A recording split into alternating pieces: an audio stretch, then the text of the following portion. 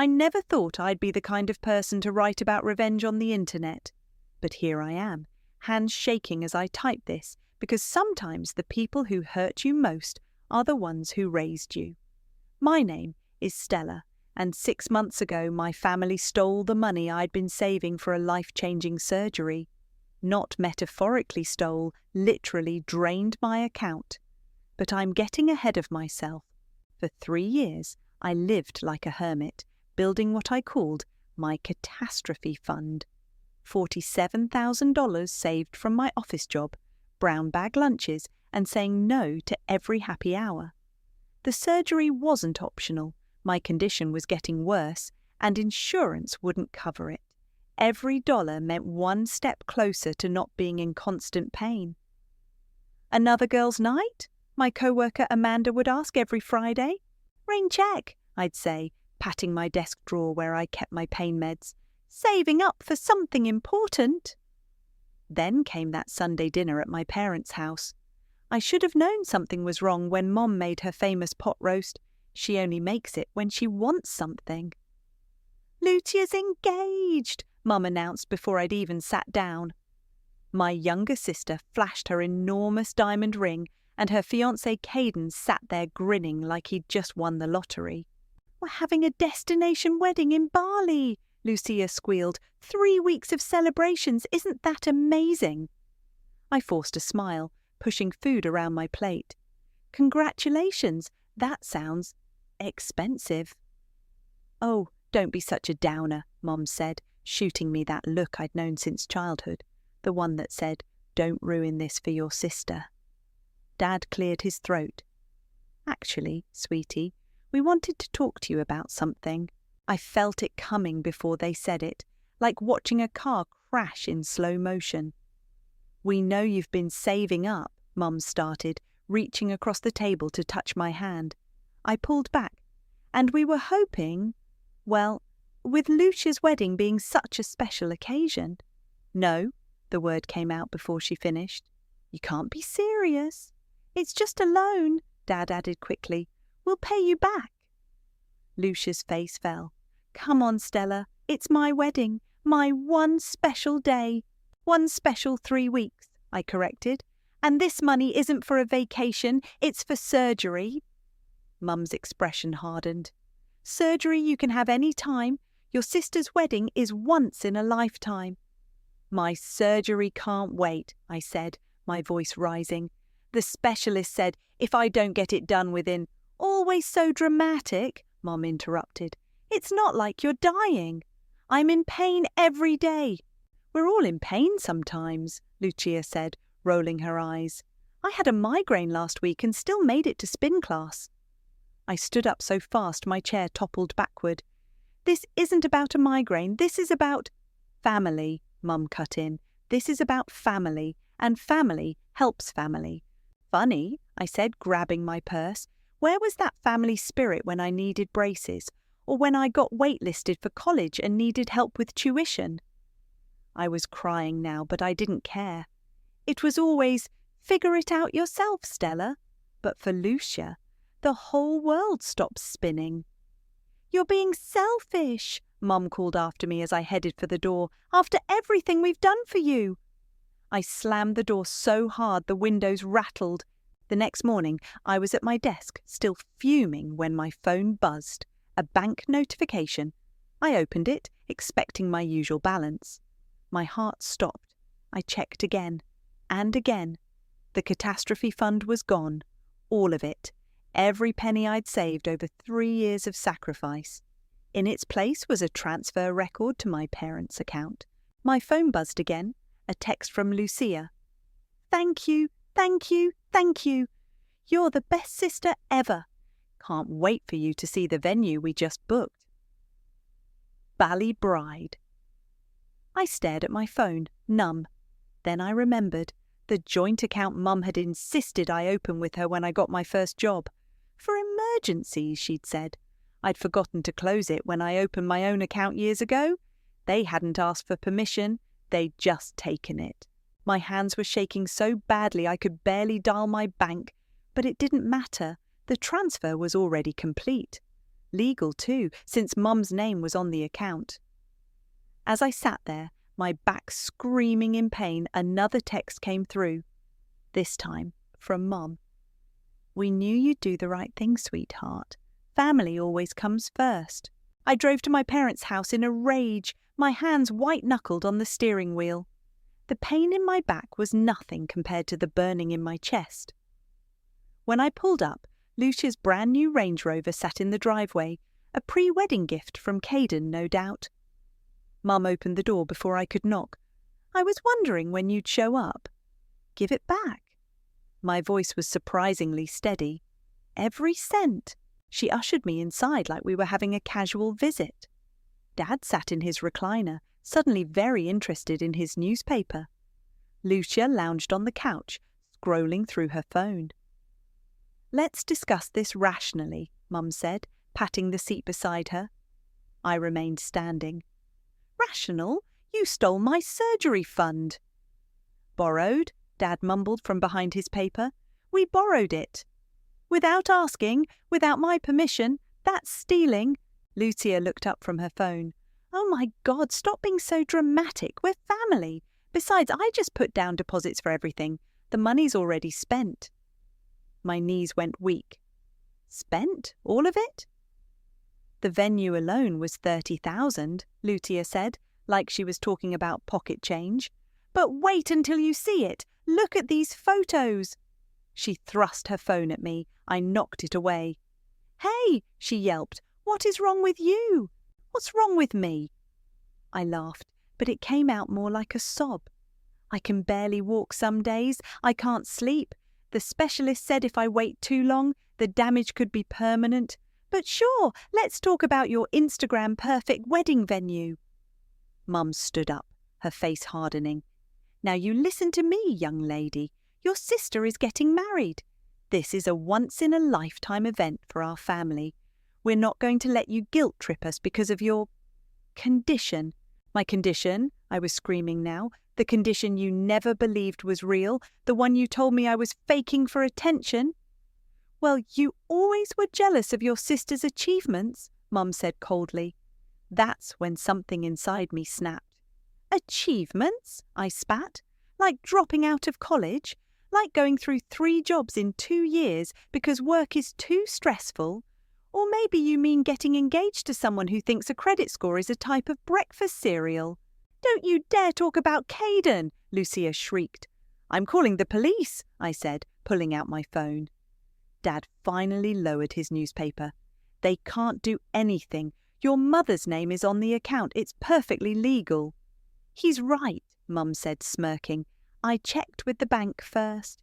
Now, if you're done with your little tantrum, we have a wedding to plan. You're still a bridesmaid, of course. Though with that attitude—" I walked out. What else could I do? They were right. Legally, I had no recourse. I sat in my car, tears streaming down my face, when my phone buzzed. A new Instagram notification. Lucia had posted a photo of her wedding dress fitting. The caption read, "Said yes to the dress. Price tag made Daddy cry, but worth every penny. Bali bride, shed no regrets." The dress cost more than my first car. Back at my apartment, I called every bank in town. The responses were all the same. With my credit and income, the best they could offer was a high-interest personal loan. The payments would eat half my monthly salary. My phone kept buzzing with wedding updates. Mum added me to a group chat for bridesmaids. The dress they'd chosen cost $800, non-negotiable. "You'll need to buy your own ticket to Bali," Mum texted privately, "since you're being so difficult about the money situation." I blocked her number. That night, I could barely move. The pain was getting worse, spreading down my legs. My neighbour found me in the hallway, unable to stand. "Hospital?" she asked, already reaching for her keys. I shook my head. "Can't afford the ER, just help me to my apartment." As she helped me to bed, my phone lit up with an email. A loan offer from one of those predatory lenders, 29% interest, but they'd give me enough for the surgery. Another notification popped up. Lucia had tagged me in a post. "Final dress fitting. Can't wait to share this special day with my bridesmaids. Stella, stop ignoring Mum's calls. Don't ruin this for me." I stared at the loan offer, then at Lucia's post. The choice was clear: destroy my financial future or risk permanent disability. With shaking hands, I clicked accept on the loan offer. That night, lying in bed with ice packs surrounding me, I made a promise to myself. Somehow, someday, they would pay for this. I just didn't know how yet. My phone buzzed one last time, a text from an unknown number. Caden. "Hey sis, just wanted to say thanks for helping with the wedding fund. Lucia's so happy. BTW, can you chip in for the honeymoon too? The Maldives aren't cheap." I threw my phone across the room. The hospital room was cold, sterile, and exactly what you'd expect from a place that charges $30 for an aspirin. I woke up from surgery feeling like I'd been hit by a truck, with tubes coming out of places I'd rather not mention. "Good morning, sunshine," a voice said from the other bed. My roommate, a woman around my age with a mess of red hair. "I'm Hadley. You were talking in your sleep about killing your sister." "Was I?" I croaked. "Sorry about that." "Don't be. I'm here because my brother stole my kidney medication to sell on the black market. Family's the worst." I tried to laugh, but it hurt too much. "I'm Stella. My family stole my surgery fund for my sister's destination wedding." "Jesus," Hadley whistled, "and I thought I had it bad. At least my brother's in jail." A nurse came in to check my vitals and change my bandages. "Your family's been calling," she said. "Should I let them know you're awake?" "No," I said firmly. "I'm not accepting visitors." After she left, Hadley turned to me. "So what's the plan? Pay off this crushing debt and try not to become homeless?" "No, I mean the revenge plan. You've got to have one." I shook my head. "What's the point? They won." "Did they, though?" Hadley raised an eyebrow. "Because from where I'm lying, and I do a lot of lying down these days, karma's just waiting for the right moment." Before I could respond, my phone buzzed. An email from work. I expected it to be about my medical leave, but instead, Workplace Injury Claim, 2021. Settlement approved. I blinked, trying to remember. 2 years ago, I'd slipped on a wet floor at work. The company's insurance had insisted I file a claim, even though I'd said I was fine. I'd forgotten all about it. "Holy shit," I whispered, reading the settlement amount. "What?" Hadley tried to peek at my phone. "Did your sister's wedding venue burn down?" "Better. I just got approved for a 6-figure settlement. Now that's what I call karma." Hadley grinned. "The universe works in mysterious ways." My phone buzzed again. A text from my best friend and co-worker, Eric. "Heard about the settlement approval? Call me when you can. I have some ideas." The next few days were a blur of pain meds, physical therapy, and avoiding my family's calls. Lucia kept posting wedding photos, each one more extravagant than the last. Bali Bride had evolved into Fast-Tire Bali Princess. "Look at this," I showed Hadley one particularly obnoxious post. "She's complaining that her first-class tickets aren't in the front row of first class." "Rich people problems," Hadley snorted. "Meanwhile, you're here with surgical drains." On day 5, Eric visited. He worked in our company's legal department and always had a slightly mischievous glint in his eye. "So," he said, setting down a contraband latte on my bedside table, "I've been doing some research." "Research?" "Your parents' mortgage. It's one of those adjustable rate deals from 2008, due to reset soon." I sipped my latte. And interest rates have tripled since then." He grinned. "Want to guess what their new monthly payment will be?" For the first time since the surgery, I felt something other than pain. "Keep talking." "Their house will be underwater faster than the Titanic. They'll either need a miracle or—" He trailed off meaningfully. "Or what?" or someone to buy it when the bank forecloses. Someone with, say, a fresh settlement check. From the next bed, Hadley slow-clapped. Now that's what I call revenge. It's just an idea, Eric said, but sometimes karma needs a little push. My phone lit up with another wedding update. Mum had texted the bridesmaids group, "Ladies, don't forget to Venmo Lucia $200 each for the bachelorette party favours, their designer silk robes." I showed Eric the message. How long until their mortgage resets? 3 months, right after the wedding. I looked at the surgical drains pinned to my hospital gown, then at Lucia's Instagram story showing her wedding week countdown.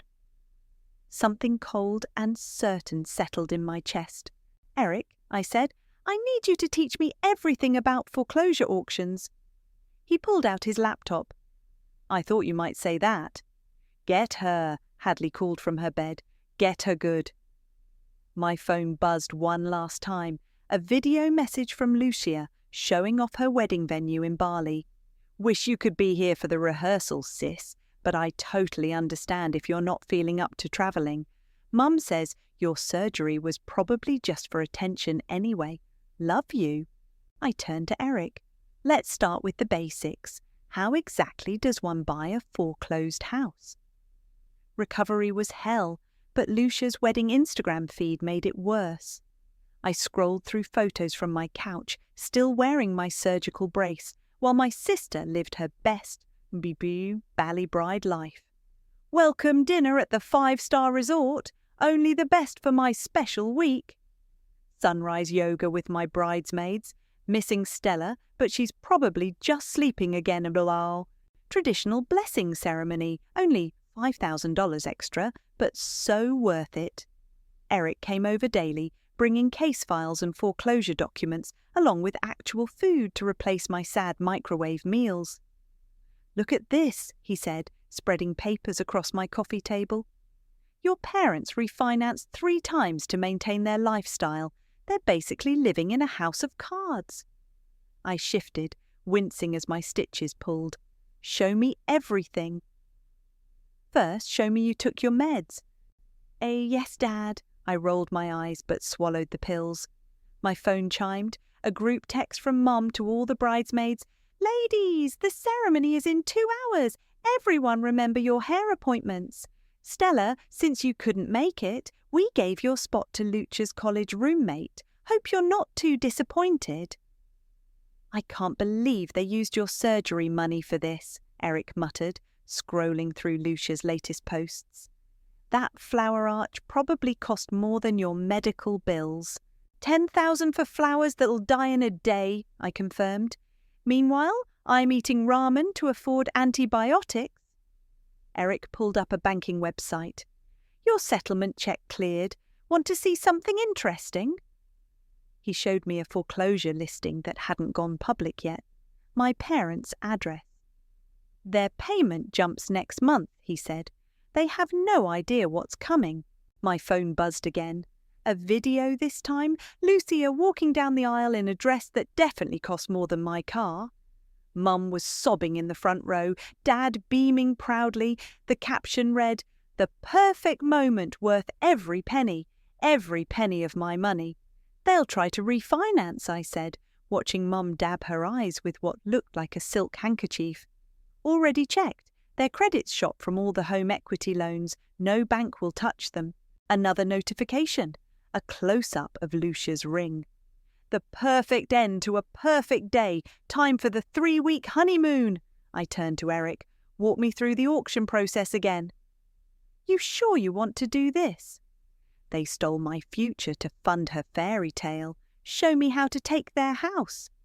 He opened his laptop. "First, you'll need a cashier's check for—" My phone rang, interrupting him. Mum's number. Should I answer? "Could be entertaining," Eric shrugged. I put it on speaker. "Stella, honey, are you there?" "I'm here." "We miss you so much. The wedding was absolutely perfect. Lucia was devastated you couldn't make it." "I'm sure she was." "Actually," Mum's voice turned syrupy sweet, "we need to talk about something important." The house. Sorry, Mum, my pain meds are kicking in. Need to sleep. I hung up. They're starting to feel it, Eric said. The first adjusted mortgage statement probably arrived. My phone immediately buzzed with texts. Mum, call me back. It's urgent. Dad, please, sweetie, we need to discuss something. Lucia, OMG, stop ignoring Mom. So selfish, even during my honeymoon. I silenced my phone and turned to Eric. Tell me more about bidding strategies. He grinned. Thought you'd never ask. We spent the next hour reviewing auction procedures while my phone lit up with ignored messages. Finally, I checked one last notification. A new Instagram post from Lucia. She and Caden were on a yacht, champagne in hand. Living our best life. Don't worry about the cost. That's what family's for. Right, Estella? Your sister's a piece of work, Eric said, watching my face. She is. I picked up the foreclosure paperwork. And soon she'll learn that family works both ways. My phone rang again. Mom for the 5th time. Want to answer? Eric asked. Mess with them a little? I shook my head. Not yet. Let them panic first. Cold, he laughed. I love it. Another text came through, this time from Dad. Stella, please, we need your help. We're family. I showed Eric the message. Funny how they only remember we're family when they need something.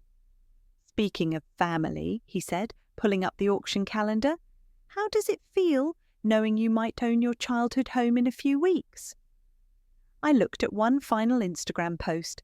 My parents and sister toasting with expensive champagne at the wedding, all wearing outfits that cost more than my surgery.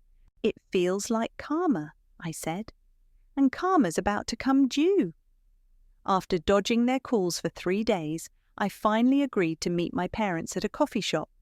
Neutral territory.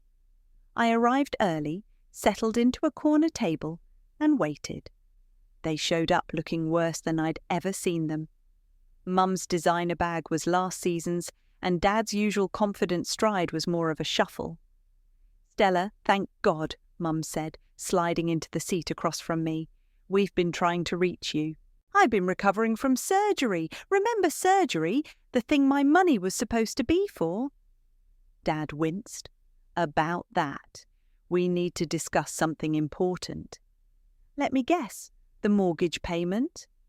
They exchanged surprised looks. How did you... I'm not an idiot, Mom. Adjustable rate mortgages eventually adjust. It's temporary, Dad said quickly. We just need a small loan to get through the next few months. The bank wants 3 times what we were paying. I took a slow sip of my coffee. That must be difficult. Difficult? Mum's voice rose.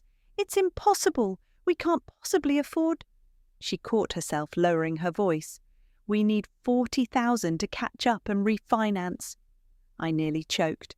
40,000? That's less than you took from me for Lucia's wedding. That was different, Mum snapped. That was for family. And this isn't? This is serious, Dad pleaded. We could lose the house.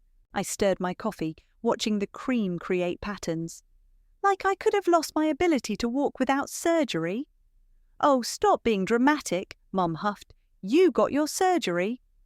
With a predatory loan that's crushing me with interest.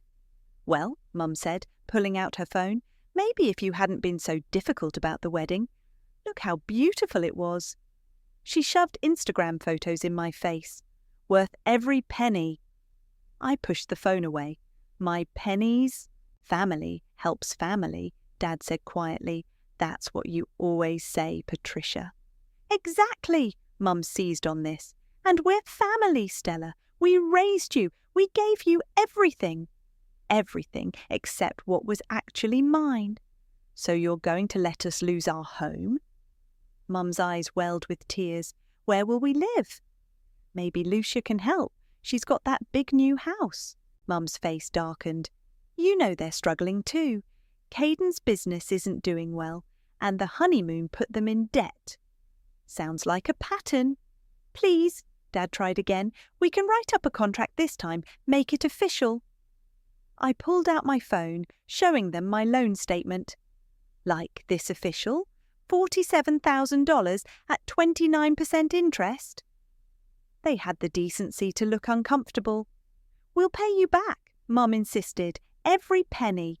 Like you promised with my surgery fund? That was a gift to your sister." "No," I stood up, my back screaming in protest. "That was theft, and now you want me to give you more?" "Not give," Dad said. "Loan, there's a difference." "Is there? Because from where I'm standing, the only difference is that this time you're actually asking first." Mum grabbed my arm. "We're your parents." "Parents don't steal from their children." "We did what we had to do," she hissed. Lucia needed a reality check, not a 3-week party in Bali." My phone buzzed. Speaking of Lucia, a new Instagram post. "Missing paradise, but so blessed to come home to our gorgeous new house. Thanks, Mum and Dad, for the down payment help." Blessed. I turned the phone to show them. "Down payment help." They couldn't meet my eyes. "Let me guess," I said, standing up. "That's where my money really went. Not just the wedding, but Lucia's house too. She needed help with the deposit," Dad mumbled, "and I needed surgery." "We'll lose everything," Mum whispered. "Please." I gathered my things. "You already took everything I had. There's nothing left to give." "We're begging you," Dad called as I walked away. "Family helps family," Mum shouted after me. I turned at the door. "You're right. Family does help family, and you taught me exactly how family helps, by taking what they want and calling it love." Outside, I texted Eric. "They finally asked 40,000. He replied immediately, "Perfect timing. Auction's next week. You ready?" I watched through the window as my parents huddled over their coffee cups, probably wondering how it all went so wrong. "Ready?" I typed back. Time to show them how family really works. My phone buzzed one last time. A text from Mum. "You'll regret this. Blood is thicker than water." I smiled, thinking of the cashier's cheque sitting in my desk drawer, ready for the auction. "Yes," I whispered to myself, "but money is thicker than both." The foreclosure auction was held in a fluorescent-lit conference room that smelled like stale coffee. Eric sat beside me, both of us dressed in business casual to blend in with the other bidders. My cashier's cheque felt heavy in my purse. "Lot 47, the auctioneer announced. "Single-family home, 3 bedrooms, 2 baths." My childhood home, where Mum had first told me I was being dramatic about my pain, where Lucia had gotten everything while I learned to expect nothing. Starting bid at $275,000. A few hands went up. I kept mine down, watching the numbers climb. Eric had coached me well. Wait until the bidding slows. $310,000, called a man in a cheap suit. $315,000, countered a woman with a tablet. I glanced at my phone. 3 missed calls from Mum. A text. "The bank sent another notice. Please call us." $325,000, cheap suit said. The woman with the tablet shook her head. The room got quiet. $325,000 going once? I raised my hand. $350,000. Cheap suit turned to look at me, then checked his papers. He shook his head. $350,000 going once. Going twice. My phone buzzed. Dad this time. "We're desperate. Please help." "Sold to bidder number 23. Eric squeezed my arm. "Congratulations. You just bought your parents' house." The paperwork took hours. Every signature felt like another brick in the wall I was building between my past and future. When we finally emerged, the sun was setting. "Want to drive by?" Eric asked. "Not yet." I checked my phone. 7 missed calls, 12 texts. "Mum, the bank says it's final. We don't know what to do." Lucia, "Why aren't you helping Mum and Dad? So selfish." Dad, "Please call. We're losing everything." "They don't know yet," I said, "that it's me." "When will you tell them?" "Soon, but first." I opened Instagram. Lucia had posted another photo of her new house. Home sweet home. So blessed to have parents who believe in investing in their children's dreams. Blessed. The irony, Eric muttered. My phone rang again. Mum, should I? He nodded. Time to start the show. I answered. Hello? Stella, thank God. We need you to come over right now. The house, it's been sold at auction. We have to be out in 90 days. That's terrible, I said flatly. We need a place to stay, just temporarily. We can pay rent once we... No. What do you mean, no? We're your parents. Exactly. And parents should plan better. She started crying. How can you be so cruel after everything you've done for me? I laughed. Like stealing my surgery fund? That was different. We needed... No, Mum. Lucia wanted. There's a difference. Fine, she snapped. Be that way. We'll figure something out. Maybe the new owners will let us rent. About that, I took a deep breath. You should probably know who bought your house. What? How would you... Check your email. The paperwork just went through. I heard clicking, then silence. No, she whispered. This is a mistake. No mistake, I own your house now, legally, just like you legally took my money. You planned this. Let's call it karma. She started screaming. I held the phone away from my ear until she ran out of breath. You can't do this to us. Actually, I can, and I did. Check your doorstep in an hour. You'll find a formal rental agreement. Market rate, of course. Family discount doesn't apply. I hung up as she started crying again. Brutal, Eric said admiringly. My phone immediately exploded with texts. Lucia, you evil bitch! Dad, please reconsider. We're your family. Mum, you'll regret this for the rest of your life. I turned off my phone. Want to grab dinner? Eric asked. Celebrate your new property acquisition? Actually, I said, I need to drop something off first. An hour later, I pulled up to my childhood home, my house now.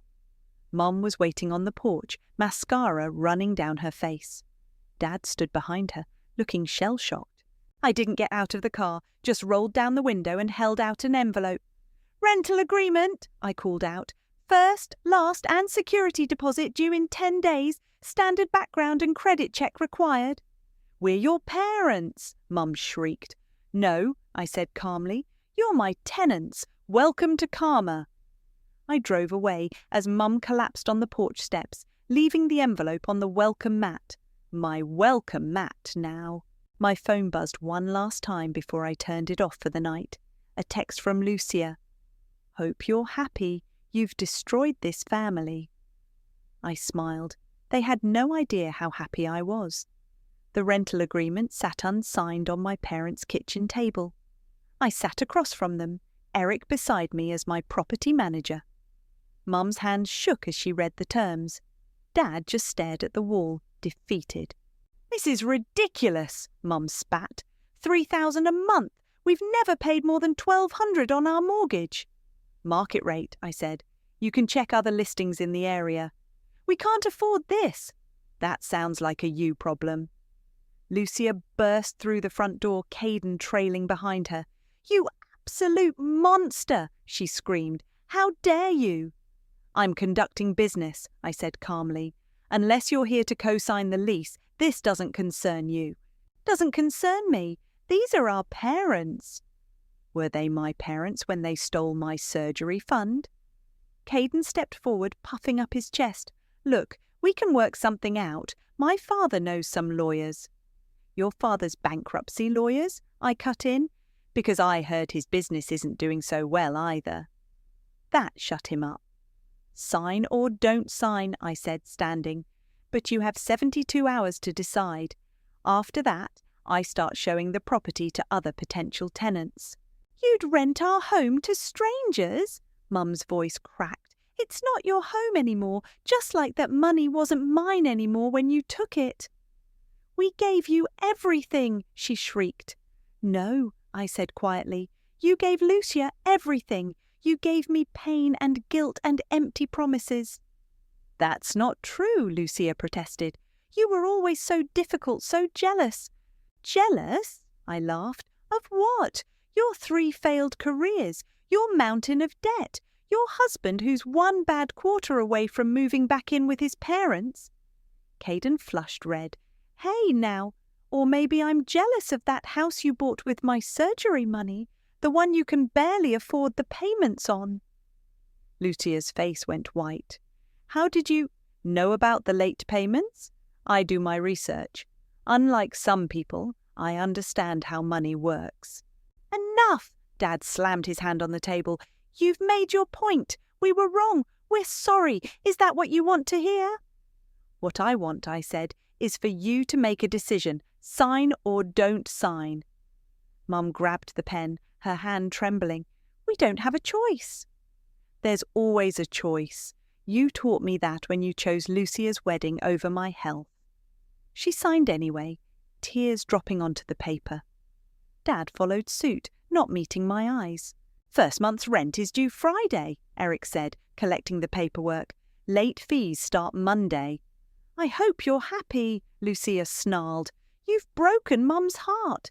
Better than a broken back. We're still family, Mum tried one last time. Blood is thicker than water, remember? Funny thing about that saying, I replied. The full version is the blood of the covenant is thicker than the water of the womb. It actually means the opposite of what you think. The family you choose is stronger than the family you're born into. Since when are you so smart? Lucia sneered. Since I had to figure everything out myself while Mum and Dad were busy funding your dreams. I turned to leave, but Mum grabbed my arm. Wait, what about holidays, family dinners? Indy, I'm your landlord now, not your daughter. You made that choice for me when you chose Lucia's wedding over my surgery. But we're still. If you're late on rent, eviction proceedings begin immediately. No exceptions. Lucia started crying. How can you be so cold? I learned from the best. I nodded toward Mom. Remember when I begged you not to take my surgery fund? Remember what you said? Figure it out yourself, Stella. Mum collapsed into a chair. We didn't know. We didn't think. Exactly, you didn't think. About me, my pain, my future. But now you have to think. About rent, about consequences, about karma. I hate you, Lucia whispered. That's fine. Just make sure Mum and Dad pay their rent on time, or they'll be living in your spare room. Oh, wait, I smiled sweetly. You can barely afford your own house, can't you? Eric and I walked out, leaving them sitting around their former kitchen table. Their sobs followed us down the driveway. That was intense, he said as we got in the car. It was necessary. My phone buzzed, a final text from Mom. You'll regret this when you're older. Family is everything. I typed back, No, Mum, respect is everything, and you never respected me. Then I blocked their numbers, all of them. In my rearview mirror, I could see them watching from the window. My parents, my sister, her husband, all looking lost in a house that was no longer theirs. Karma, as they say, is a bitch, and sometimes she needs a little help finding her way home. The rent checks arrived exactly on time each month, slipped under my office door without a word. I never saw my family, but their presence lingered in my notifications. Lucia's Instagram had gone quiet, and Mum's social circle whispered about their reduced circumstances. My back was finally healing. The surgery had worked, though the financial scars remained. Each payment on my high-interest loan reminded me why I'd done what I did. Your parents called the office again, Eric said, dropping by my desk one morning. They want to discuss terms. The terms are in the lease. They're struggling with the payments. So was I said, pulling up my loan statement. Still am. My phone buzzed, a text from an unknown number. I almost deleted it until I saw the preview. Hey Stella, it's Hadley from the hospital. I opened it, saw this and thought of you. Attached was a news article about a family sued for stealing their daughter's college fund. The daughter won. Justice comes in many forms, Hadley wrote. Hope you found yours.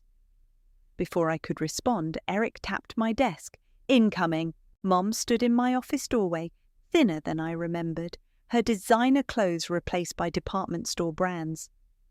"We need to talk," she said. "Office hours are by appointment only." "I'm your mother. You're my tenant, and you're trespassing." She sat anyway. "We can't keep paying this rent. It's crushing us." "Like my loan payments are crushing me." "That's different." "No, it's not." I turned my computer screen toward her, showing my loan statement. "See these numbers? This is what your choices cost me." "We're eating ramen noodles," she whispered. "Your father had to sell his car." "I ate ramen for 3 years saving for surgery. Funny how that works." "Lucia and Caden lost their house," she added. "They're living in a 1-bedroom apartment." "The house my surgery fund helped buy? That's called consequences, Mum." She started crying. "When did you become so cruel? When did you become so entitled to other people's money? We raised you, and now I'm raising your rent." I smiled. "Actually, market rates just went up. Expect a notice soon." She stood up so fast her chair toppled. "You're no daughter of mine." "You're right. I'm your landlord, and you're late for work." After she left, Eric poked his head in. "You okay?" "Never better." My phone buzzed again. "Hadley, having dinner with my new kidney. Want to join? Bring your property manager friend. He's cute." I smiled. Dinner sounds perfect. That evening, over pasta and wine, Hadley raised her glass. "To karma." "To consequences," Eric added. "To choices," I said, "and making better ones." My phone lit up. An email from my bank. The first payment from my settlement had cleared. Enough to pay off my surgery loan, with plenty left over. "What will you do with the rest?" Hadley asked. "Investment property," I grinned. "I hear real estate is very stable." "You're keeping the house and raising the rent every year. Legally, of course." "Ice cold," Eric laughed. "I love it." Another text arrived. "Lucia. Mum's crying again. Happy now?" I typed back, "Actually, yes, very happy, and my back feels great." Then I turned off my phone and raised my glass again. "To family." "To family?" Hadley looked confused. "The family we choose," I clarified. "The ones who show up with soup after surgery, who help navigate foreclosure auctions, who understand that karma sometimes needs a business license." "Speaking of business," Eric pulled out some papers. "Your parents' lease is up for renewal soon. Want to review the new terms?" "Later," I said. "Right now, I want to celebrate being debt-free." "And landlord of the year," Hadley added. My phone buzzed one final time. A letter had arrived at my office, forwarded mail from my parents' address. I opened it to find a postcard from Bali, bent and water-stained. It must have been delayed for months. "Wish you were here," Lucia's handwriting mocked. "Thanks for making my dreams come true. Best sister ever. Bali Bride." I flipped the postcard over. On the back, in my own handwriting, I wrote, "Return to sender. Dreams have consequences." Then I dropped it in my shredder and turned back to my friends, my real family. The ones who understood that sometimes the best revenge isn't just living well. It's charging market rate for it. "To karma," I said one last time, raising my glass. "May she always find her way home." And somewhere across town, in a house that was no longer theirs, my family was learning the hardest lesson of all. Karma doesn't just come full circle. Sometimes she comes with a lease agreement.